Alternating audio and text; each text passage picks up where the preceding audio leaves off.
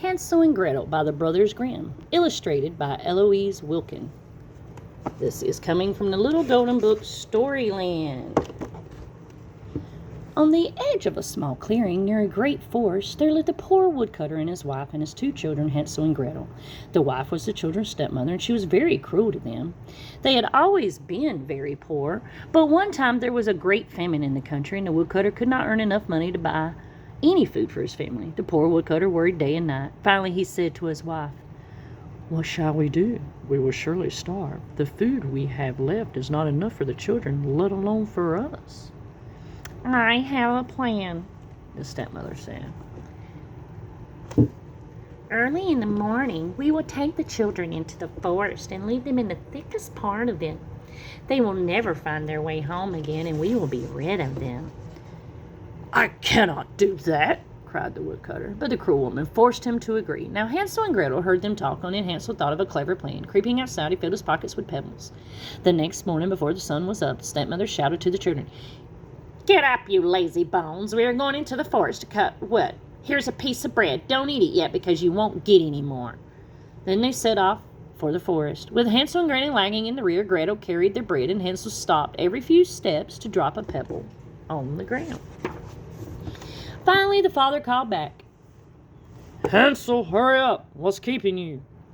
"Oh, I'm just looking at my white kitten who's sitting on the roof," said Hansel. "She's trying to say goodbye to me." "You fool," cried the stepmother. "That's the sunshine glinting on the roof." When they reached the middle of the forest, the father built a good fire. Then the stepmother said, "Wait by the fire while we go to chop wood. We will come back to get you." Hansel and Gretel fell asleep. When they woke up, it was night. Hansel comforted Gretel, who was frightened by the dark. Then when the moon came up, they could see the pebbles that Hansel had dropped, and they followed them all the way home. When they got home, the cruel stepmother planned again to get rid of them, and the next day they all went once more to the forest. This time Hansel was not able to collect pebbles. He dropped breadcrumbs instead. But when evening came, they could not find the breadcrumbs. The birds had eaten them. All night they walked, and all the next morning. Suddenly they saw before them a little house, all made of gingerbread, with windows of spun sugar. They ran toward it eagerly. Hansel ate a piece of the roof, Gretel ate some of the window.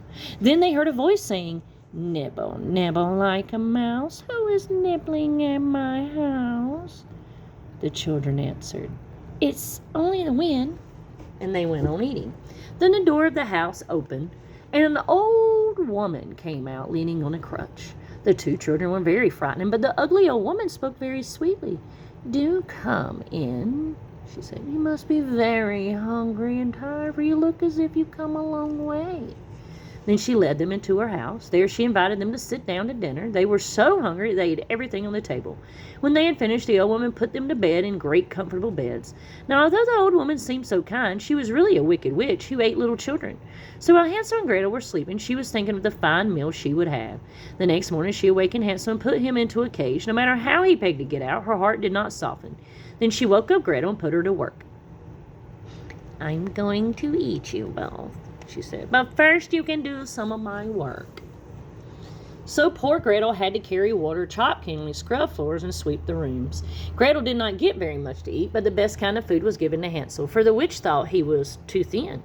Each morning she asked him to stretch out his fingers so she could feel how fat he was, for she could not see well. But Hansel stuck out an old bone, so she thought he was not growing any fatter. At last the witch decided to eat him anyway. Gretel had to build the fire and fill the kettle, and she cried as she worked. Then the witch came to Gretel and said, "Crawl into the oven, Gretel, and see if it's hot enough." But Gretel replied, "I don't know how to do it. How do I climb in the oven?" "Stupid," cried the witch. "The door is big enough. Why, I could get in myself." She bent down and put her head in the oven. Quick as a flash, Gretel pushed her in and slammed the door. Then Gretel let Hansel out of his cage. "Hansel, we're free!" she cried. "The old witch is dead." Filling their pockets with glittering jewels from the witch's hoard, they set off through the woods, determined to find their way home. But though Hansel and Gretel walked and walked, they were still lost, and not a thing looked familiar. Just when they had given up hope, they heard a happy cry. There was their father coming toward them. "Hansel, Gretel!" cried the father, hurrying to them. "I have looked and looked for you." He took them home, and Hansel and Gretel found that their cruel stepmother had gone away forever. And with the jewels they brought from the witch's house, they were able to live comfortably and happily ever after. Thanks for listening. If you like what you heard, please click like and subscribe.